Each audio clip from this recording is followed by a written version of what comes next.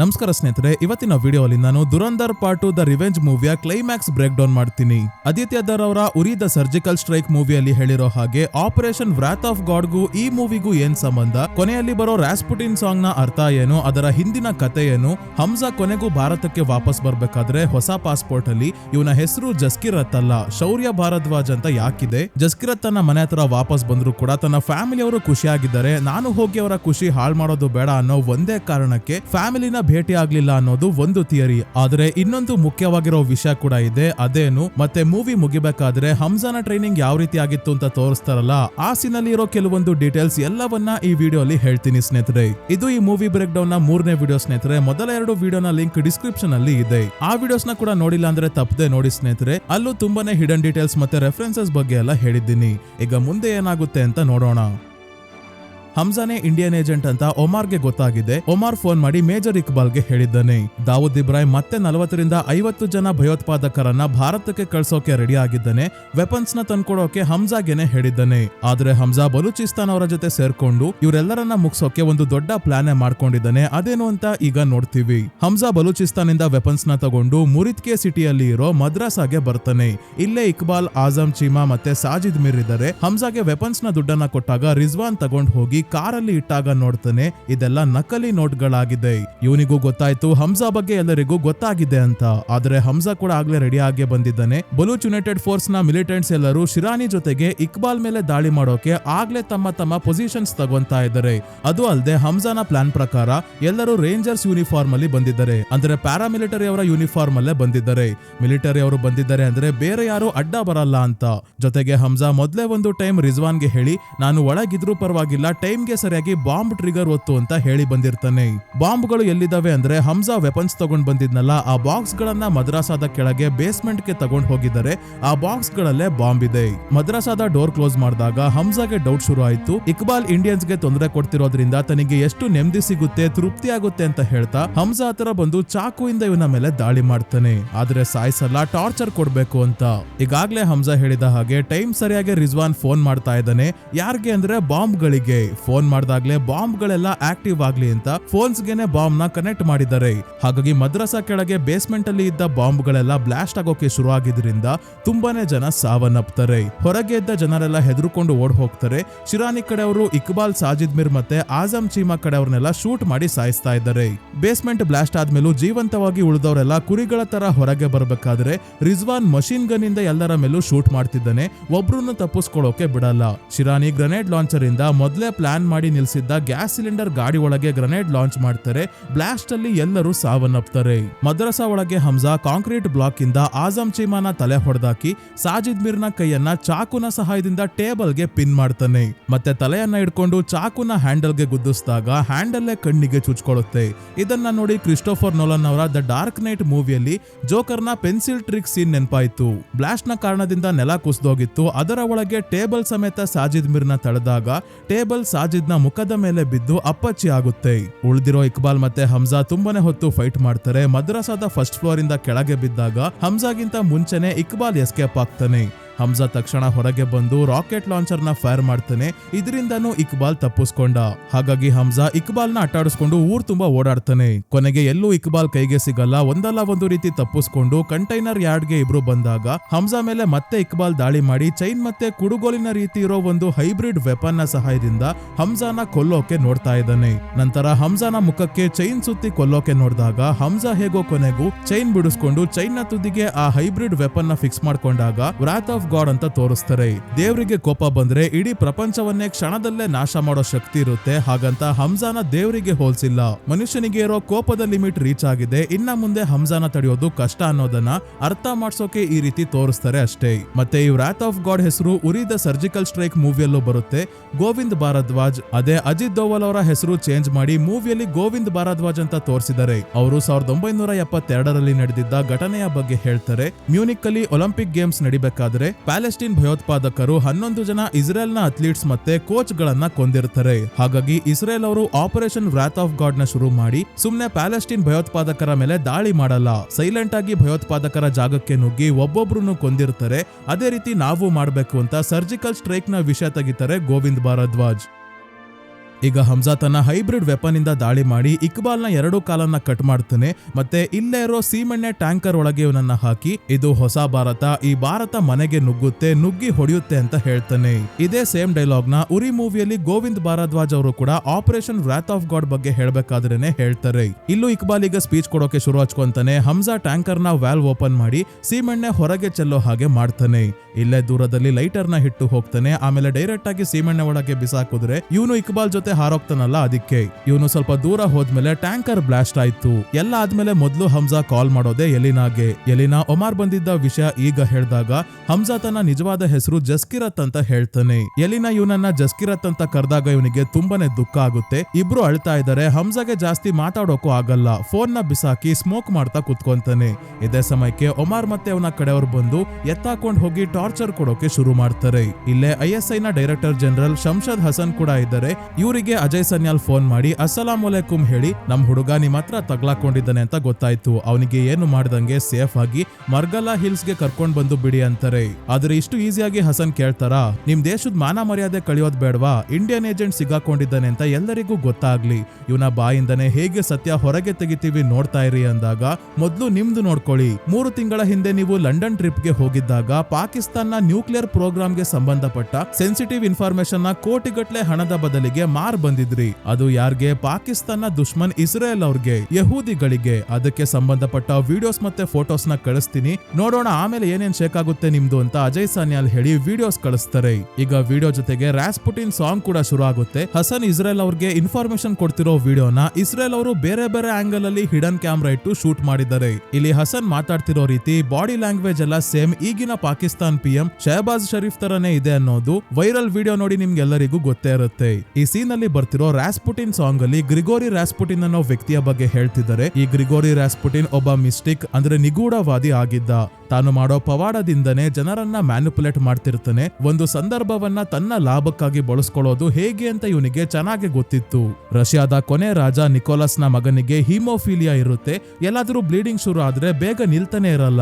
ಆಗ ಗ್ರಿಗೋರಿ ರಾಸ್ಪುಟಿನ್ ಏನೋ ಪವಾಡ ಮಾಡಿ ಮಗ ಹುಷಾರಾಗೋ ಹಾಗೆ ಮಾಡಿದ್ರಿಂದ ರಾಣಿ ಅಲೆಕ್ಸಾಂಡ್ರಾ ಅವರ ನಂಬಿಕೆ ಗಳಿಸಿರ್ತಾನೆ. ಮೊದಲನೇ ವಿಶ್ವಯುದ್ಧದ ಸಮಯದಲ್ಲಿ ರಾಜ ನಿಕೋಲಸ್ ಯುದ್ಧಕ್ಕೆ ಹೋದಾಗ ರಷ್ಯಾನ ನಡೆಸೋ ಜವಾಬ್ದಾರಿ ರಾಣಿ ಅಲೆಕ್ಸಾಂಡ್ರಾ ಮೇಲೆ ಇತ್ತು. ಆಗ ರಾಣಿಗೆ ಸಲಹೆಗಾರನಾಗಿ ತನಿಗೆ ಲಾಭ ಆಗೋ ತರ ರಾಣಿ ನಿರ್ಧಾರಗಳನ್ನ ತಗೊಳ್ಳೋ ಹಾಗೆ ಈ ಗ್ರಿಗೋರಿ ರಾಸ್ಪುಟಿನ್ ಮ್ಯಾನಿಪುಲೇಟ್ ಮಾಡ್ತಾನೆ.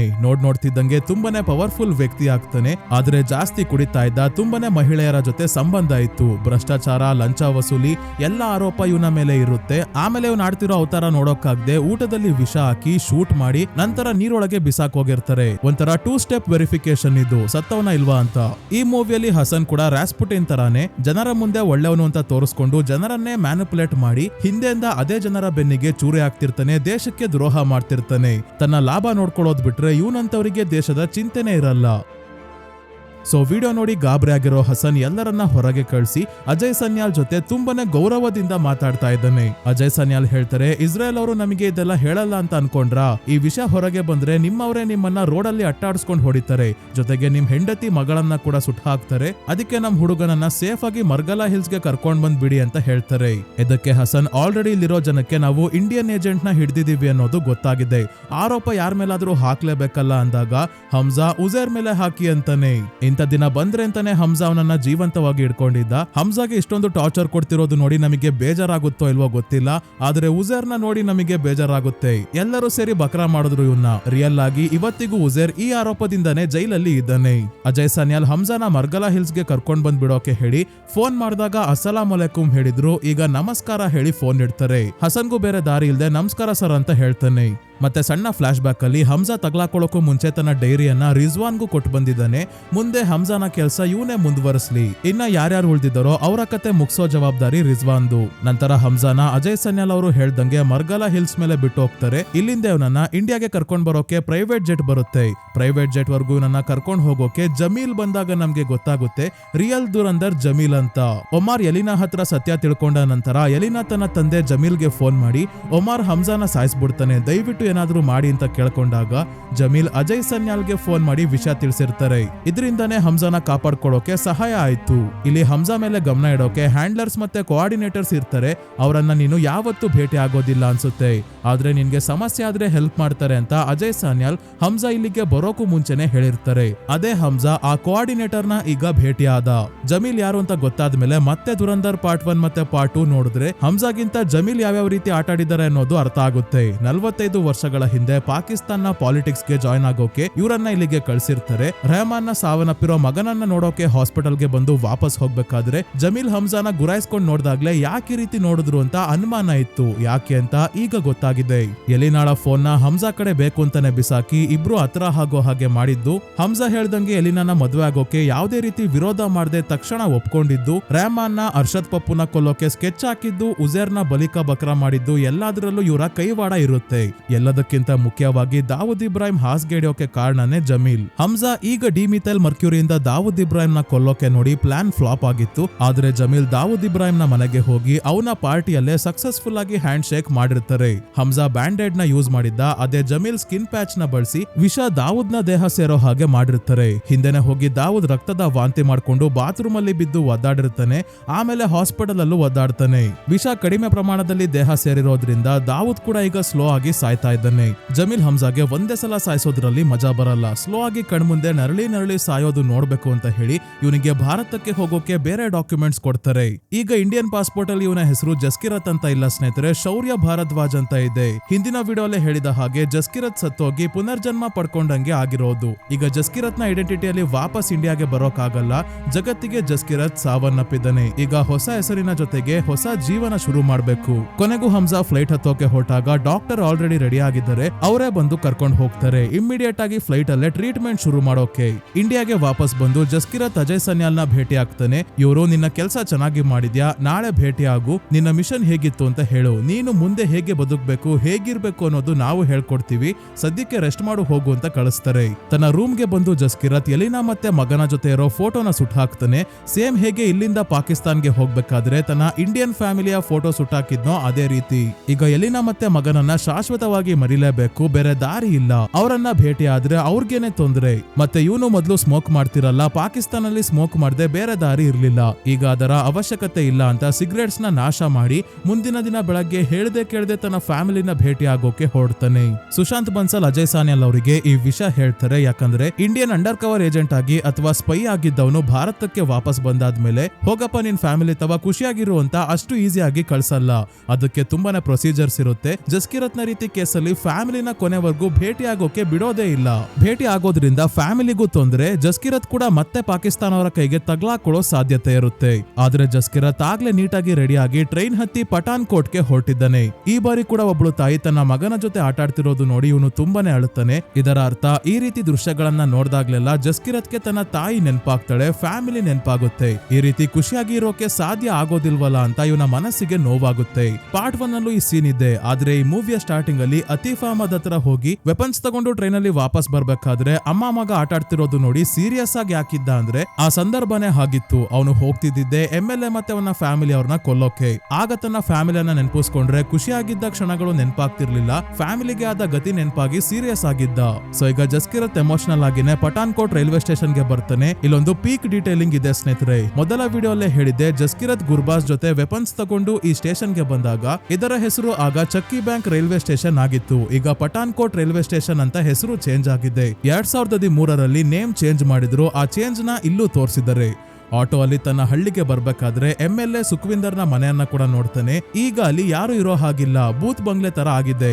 ಕೊನೆಗೆ ತನ್ನ ಮನೆ ಹತ್ರ ಬಂದಾಗ ಇವ್ರ ಅಮ್ಮ ಜಸ್ಲಿನ್ ಮತ್ತೆ ಜಸ್ಲಿನ್ ನ ಮಕ್ಕಳು ಎಲ್ಲರನ್ನ ನೋಡಿ ಇವನಿಗೆ ತುಂಬಾನೇ ಖುಷಿ ಆಗುತ್ತೆ. ಖುಷಿಗೆ ಕಣ್ಣೀರ್ ಹಾಕ್ತಿದ್ದಾನೆ. ಇವರ ಹತ್ರ ಹೋಗೋಷ್ಟ್ರಲ್ಲಿ ಎಲ್ಲರೂ ತಮ್ಮ ತಮ್ಮ ಕೆಲಸ ಮುಗಿಸ್ಕೊಂಡು ಮನೆ ಒಳಗೆ ಹೋಗ್ತಾರೆ. ಇವನ ಕಡೆ ತಿರುಗು ನೋಡಲ್ಲ. ಈಗ ಒಂದು ಕ್ಷಣ ಜಸ್ಕಿರತ್ಗೆ ಅನ್ಸಿರುತ್ತೆ, ಬಂದಿದ್ದ ಆಟೋನ ನಿಲ್ಲಿಸ್ಕೊಂಡಿದ್ರೆ ವಾಪಸ್ ಆದ್ರೂ ಹೋಗ್ಬೋದಾಗಿತ್ತಲ್ಲ ಅಂತ. ಅದಕ್ಕೆ ಆಟೋನು ಹೋಯ್ತಲ್ಲಪ್ಪ ಅಂತ ಹಿಂದಿರುಗಿ ನೋಡ್ತಾನೆ. ಅಂದ್ರೆ ತಮಾಷೆಗೆ ಹೇಳ್ದೆ ಸ್ನೇಹಿತರೆ. ಆದ್ರೆ ಜಸ್ಕಿರತ್ ನೋಡ್ತಾನೆ ಇವರ ಜಮೀನು ಇವರ ಹತ್ರನೇ ಇದೆ, ಚೆನ್ನಾಗಿ ಬೆಳೆ ಎಲ್ಲ ಆಗಿದೆ, ಖುಷಿಯಾಗೂ ಇದ್ದಾರೆ, 30,000 ದುಡ್ಡು ಬರ್ತಾ ಇದೆಯಲ್ಲ. ಇವನು ಹೋಗಿ ಹಳೆ ಗಾಯನ ಮತ್ತೆ ಕೆತ್ಕೋದ್ ಬೇಡ, ಅವರು ಹೀಗೆ ಖುಷಿಯಾಗಿರ್ಲಿ ಅನ್ಕೊಳ್ಳೋದು ಒಂದ್ ಕಡೆ. ಆದ್ರೆ ಮೊದ್ಲೇ ಹೇಳ್ದಂಗೆ ಇವನು ಫ್ಯಾಮಿಲಿ ಹತ್ರ ಹೋಗಿದ್ದಿದ್ರು ಅಜಯ್ ಸನ್ಯಾಲ್ ಕಡೆ ಅವ್ರು ಬಂದು ವಾಪಸ್ ಎತ್ತಾಕೊಂಡು ಹೋಗ್ತಿದ್ರು. ಇವನು ಫ್ಯಾಮಿಲಿನ ಭೇಟಿ ಆಗೋದು ಮುಖ್ಯ ಅಲ್ಲ, ಅವರನ್ನ ಹೀಗೆ ಸುರಕ್ಷಿತವಾಗಿ ಇಡೋದು ಮುಖ್ಯ. ಜಸ್ಕಿರತ್ ಒಂದು ಸಲ ಮನೆಯನ್ನ ನೋಡ್ತಾನೆ, ಇನ್ನೊಂದು ಸಲ ರೋಡ್ ನ ನೋಡ್ತಾನೆ, ಕೊನೆಗೆ ಫೋರ್ತ್ ವಾಲ್ ನ ಬ್ರೇಕ್ ಮಾಡಿ ಮೂವಿ ನೋಡ್ತಾ ಇರೋ ನಮ್ಮನ್ನ ನೋಡ್ತಾನೆ. ಈ ಜಾಗದಲ್ಲಿ ನೀವಿದ್ದಿದ್ರೆ ಏನ್ ಮಾಡ್ತಿದ್ರಿ ಅಂತ ಕೇಳೋ ಹಾಗೆ. ಈಗ ಸ್ಕ್ರೀನ್ ಮೇಲೆ ಬಲಿದಾನ್ ಪರಮೋ ಧರ್ಮ ಅಂತ ತೋರಿಸ್ತಾರೆ. ನಂತರ 2002ರಿಂದ 2004ರವರೆಗೂ ಯಾವ ರೀತಿ ಜಸ್ಕಿರತ್ ನ ಟ್ರೈನಿಂಗ್ ನಡೀತು ಅಂತ ತೋರಿಸ್ತಾರೆ. ಈ ಟ್ರೈನಿಂಗ್ ಅಲ್ಲಿ ಜಸ್ಕಿರತ್ ನ ಜೊತೆ ರಿಜ್ವಾನ್ ಕೂಡ ಇದ್ದ. ಇನ್ನೊಂದು ವಿಷಯ ಅಂದ್ರೆ ರಿಜ್ವಾನ್ ನ ಕ್ಯಾರೆಕ್ಟರ್ ಮಾಡಿರೋ ಮುಸ್ತಫಾ ಅಹಮದ್ ಅವರು ಈ ಮೂವಿಯಲ್ಲಿ ಆಕ್ಟ್ ಮಾಡಿರೋರ ಫಿಟ್ನೆಸ್ ಕೋಚ್ ಕೂಡ ಆಗಿದ್ದಾರೆ. ಜಸ್ಕಿರತ್ ಇಲ್ಲೇ ಡಿಮಿಥೈಲ್ ಮರ್ಕ್ಯೂರಿ ಬಗ್ಗೆ ತಿಳ್ಕೊಂಡಿದ್ದು, ಯಾವ ರೀತಿ ಜಾಸ್ತಿ ಹೊತ್ತು ಉಸಿರನ್ನ ಹಿಡಿದಿಡ್ಕೋಬೇಕು ಎಲ್ಲಾ ಟ್ರೈನಿಂಗ್ ಕೊಟ್ಟಿರ್ತಾರೆ. ರಿಜ್ವಾನ್ ಜೊತೆ ಜಸ್ಕಿರತ್ ಫೈಟ್ ಮಾಡ್ಬೇಕಾದ್ರೆ ರಿಜ್ವಾನ್ ಜಸ್ಕಿರತ್ ನ ಲಾಕ್ ಮಾಡ್ತಾನೆ. ಇದರಿಂದ ಹೇಗೆ ತಪ್ಪಿಸ್ಕೊಂತಾನೋ ಅದೇ ರೀತಿ ಇಕ್ಬಾಲ್ ಇವನನ್ನ ಚೈನಿಂದ ಹಿಡ್ಕೊಂಡಿದ್ದಾಗ ತಪ್ಪಿಸ್ಕೊಂಡಿದ್ದು. ನಂತರ ನಮಾಜ್ ಮಾಡೋದು ಕೂಡ ಹೇಳ್ಕೊಡ್ತಾರೆ. ಎಲ್ಲದಕ್ಕಿಂತ ಮುಖ್ಯವಾಗಿ ಹಮ್ಜಾ ಮುಸ್ಲಿಮ ಇಲ್ವಾ ಅಂತ ಪಾಕಿಸ್ತಾನ್ಗೆ ಹೋದಾಗ ಯಾರಾದ್ರೂ ಮಿಸ್ ಆಗಿ ಚೆಕ್ ಮಾಡಿದಿದ್ರೆ ಇವನು ತಗ್ಲಾಕೊಂತಿರ್ಲಿಲ್ವಾ, ಅಟ್ಲೀಸ್ಟ್ ಎಲ್ಲಿನಾಗಾದ್ರೂ ಗೊತ್ತಾಗ್ಬೇಕಾಗಿತ್ತಲ್ವಾ ಅಂತೆಲ್ಲ ನಿಮ್ಮ ಮನ್ಸಲ್ಲಿ ಪ್ರಶ್ನೆ ಬಂದಿರ್ಬೋದು. ಪ್ರಶ್ನೆ ಸ್ವಲ್ಪ ಡಾರ್ಕ್ ಆಗೋಯ್ತು. ಇರ್ಲಿ, ಟ್ರೈನಿಂಗ್ ಸಮಯದಲ್ಲೇ ಎಲ್ಲರ ಸರ್ಕಮ್ಸಿಜನ್ ಆಗಿರುತ್ತೆ. ಸರ್ಕಮ್ಸಿಜನ್ ಅಂದ್ರೆ ಏನು ಅಂತ ಗೊತ್ತಿಲ್ಲ ಅಂದ್ರೆ ಇಲ್ಲಿ ತೋರಿಸ್ತಾನೆ ನೋಡಿ. ಇವನು ಕೊನೆದಾಗಿ ಪಾಕಿಸ್ತಾನಲ್ಲಿ ಹಮ್ಜಾನ ಬಿಟ್ಕಳ್ಸಿರೋದಕ್ಕೆ ಒಮಾರ್ ಹಸನ್ ಜೊತೆ ಜಗಳ ಆಡ್ತಿದ್ದಾನೆ. ಹಮ್ಜಾ ಇಂಡಿಯನ್ ಏಜೆಂಟ್ ಅಲ್ಲ, ಮನೆಗೆ ಹೋಗು ಅಂತ ಹಸನ್ ಹೇಳಿದ್ರು. ಮನೆಗೆ ಅಲ್ಲ, ನ್ಯಾಷನಲ್ ಅಸೆಂಬ್ಲಿಗೆ ಹೋಗ್ತೀನಿ, ನೀವು ಇದರಲ್ಲಿ ಇನ್ವಾಲ್ವ್ ಆಗಿದ್ದೀರಾ ಅಂತ ಹೇಳ್ತೀನಿ ಅಂತ ಹೆದರಿಸ್ತಾ ಇದ್ದಾನೆ ಒಮಾರ್. ಹಾಗಾಗಿ ಹಸನ್ ಇವನನ್ನ ಎತ್ತಾಕೊಂಡು ಹೋಗಿ ಮೆಂಟಲ್ ಅಸೈಲಂಗೆ ಹಾಕಿ ಅಂತ ಬೇರೆಯವ್ರಿಗೆ ಹೇಳ್ತಾರೆ. ಸೊ ಇಲ್ಲಿಗೆ ದುರಂದರ್ ದ ರಿವೆಂಜ್ ಮೂವಿ ಎಂಡ್ ಆಗುತ್ತೆ ಸ್ನೇಹಿತರೆ. ಈ ವಿಡಿಯೋ ನಿಮ್ಗೆ ಹೇಗನಿಸ್ತು ಅಂತ ಕಮೆಂಟ್ಸ್ ಅಲ್ಲಿ ಮಿಸ್ ಮಾಡದೆ ತಿಳಿಸಿ. ವಿಡಿಯೋ ಇಷ್ಟ ಆಗಿದ್ರೆ ಲೈಕ್ ಮಾಡಿ, ಚಾನಲ್ಗೆ ಸಬ್ಸ್ಕ್ರೈಬ್ ಆಗೋದ್ರ ಜೊತೆಗೆ ಹೈಪ್ ಕೂಡ ಮಾಡಿ ಸ್ನೇಹಿತರೆ. ಇದೇ ರೀತಿಯ ವಿಡಿಯೋವಿನೊಂದಿಗೆ ಮತ್ತೆ ನಿಮ್ಮನ್ನ ಭೇಟಿ ಆಗ್ತೀನಿ.